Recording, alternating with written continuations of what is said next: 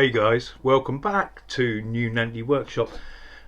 Off camera, I milled up some 1x6s to about 500 millimeters long, so about half a meter, and joined them together as panels. I also off camera milled up these end caps and some legs.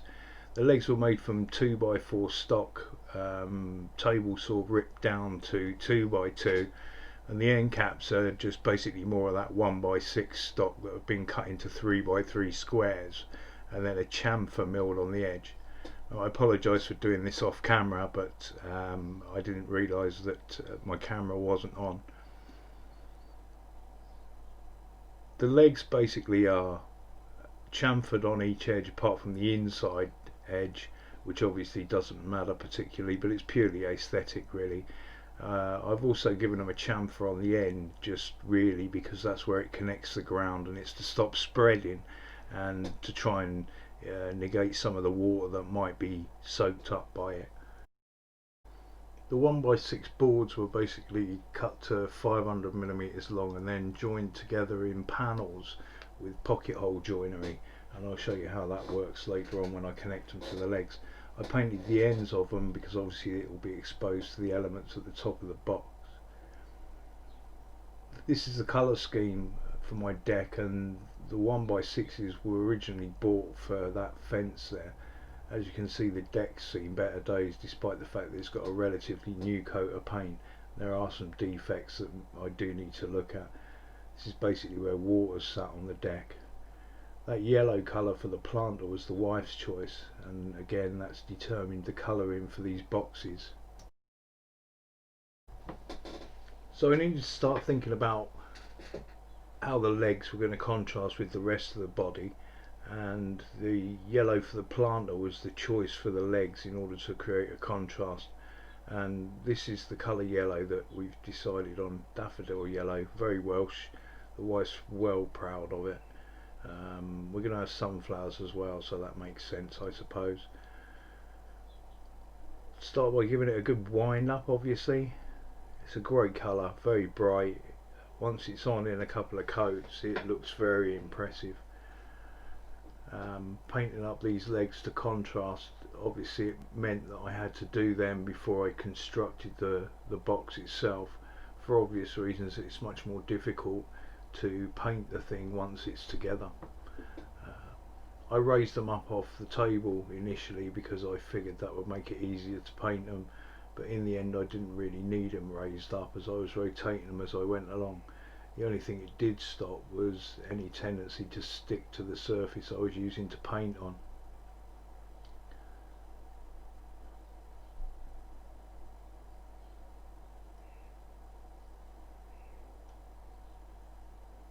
I made sure to coat the ends of these legs particularly well, where they're going to connect with the ground. These legs are in different orientations, so you'll see I don't paint the end of the ones on the left hand side of your picture. Basically that's the top end, and the caps that I made will be covering that section up anyway, and that should in theory protect it. Pay special attention when you do this to places where there are knots or defects in the wood. For obvious reasons, these are the places where water can seep in. Knots represent a sort of pseudo end grain which can wick water into the wood and obviously give you problems later on. There's quite a few knots in this since it's probably some sort of pine or cedar.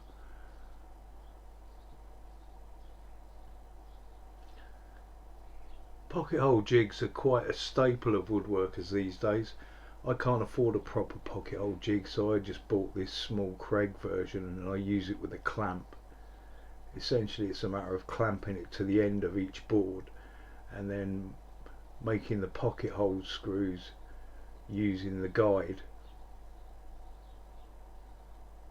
You set the stop on the stepped drill bit that comes with it, which you'll see the end of now, and essentially what happens is the small part of the stepped bit makes a pilot hole at the end of the tunnel that it bores into the wood. 4 panels, 4 holes each, 16 holes, and I basically milled all of those up as I went along. It's much easier to do all your repetitive operations in one go, but then that's essentially what woodwork's made up of. So I'm using the pocket holes to attach the panels to the legs. The legs are basically twice the thickness of each panel, and I wanted them flush with the back edge or the inside corners. That gives a bit of a reveal on the legs on the outside when this eventually goes together. I used one of the spare panels as a spacer so that I could get those more or less in the right place.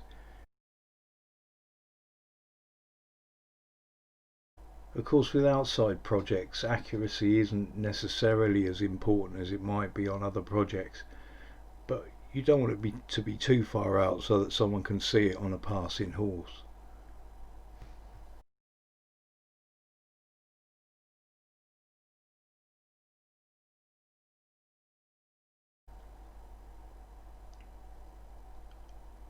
Again, as with most woodworking projects, it's just a matter of repetition until you've got all the parts together as you would like. In this instance, what I did was I attached a leg to the left hand end of each panel, and then attached the 4 panels that I'd made from that together at the end.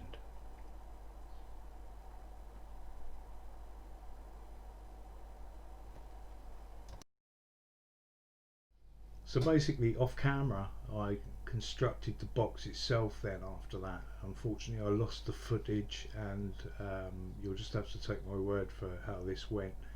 Essentially what I did was, at the top of the legs I marked the diagonals to find a centre point for a pilot hole in the top of the leg, and I eyeballed the centre of the end caps in order to put a pilot hole with a countersink through them.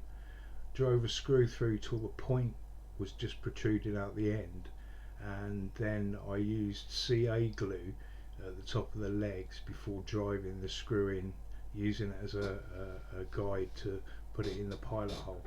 The reason I did this was because, in my experience, end caps on anything, fence posts, anything, have a tendency after a while to come loose, and then they rotate and they just become really annoying. The idea was that the screw's enough to hold it clamped together and to stop it from moving too much, but the CA glue will stop it from rotating if the screw ever does come loose. Hopefully that won't happen, but it was just a bit of insurance really, as much as anything. In the last picture of this group, you'll see that I've added some plants to it, and it's weathered in a bit. It probably needs another coat of paint, but to be honest, it looks pretty impressive. I'll publish some more pictures later on